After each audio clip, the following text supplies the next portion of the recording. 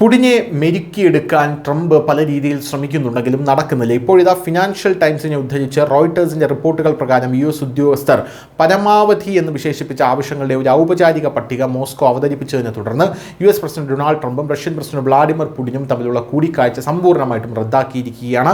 അടുത്ത മാസം ബുഡാപെസ്റ്റിൽ നടക്കാനിരിക്കുന്ന ഉച്ചകോടി വാഷിംഗ്ടണും മോസ്കോയും തമ്മിലുള്ള സംഘർഷങ്ങൾ ലഘൂകരിക്കാൻ ലക്ഷ്യമിട്ടുള്ള പുതുക്കിയ നയതന്ത്ര ശ്രമങ്ങളുടെ ഭാഗമാകാൻ ഉദ്ദേശിച്ചുള്ളതായിരുന്നു. എന്നിരുന്നാലും ഉപരോധങ്ങളിൽ പ്രധാന ഇളവുകളും റഷ്യയുടെ പ്രാദേശിക അവകാശവാദങ്ങൾ അംഗീകരിക്കുന്നതും ഉൾപ്പെടുന്ന റഷ്യയുടെ വ്യവസ്ഥകൾ അവലോകനം ചെയ്ത ശേഷം US ഉദ്യോഗസ്ഥർ പരിപാടി റദ്ദാക്കാൻ സമ്പൂർണ്ണമായി തീരുമാനിച്ചിരിക്കുകയാണ്. റദ്ദാക്കൽ സംബന്ധിച്ച് വൈറ്റ് ഹൗസ് ഇതുവരെ ഔദ്യോഗിക പ്രസ്താവന പുറത്തിറക്കിയിട്ടില്ല. ട്രംപ് പുടിൻ കൂടിക്കാഴ്ചയ്ക്ക് ഉടൻ ഭാവിയിൽ പദ്ധതികളൊന്നുമില്ലെന്ന് പേര് വെളിപ്പെടുത്താത്ത ഒരു US ഉദ്യോഗസ്ഥൻ ഈ ആഴ്ച ആദ്യം പ്രസ്താവിച്ചതിനെ തുടർന്ന് കൂടിക്കാഴ്ചയെക്കുറിച്ച് ചില സംശയങ്ങൾ ഉയർന്നിരുന്നു.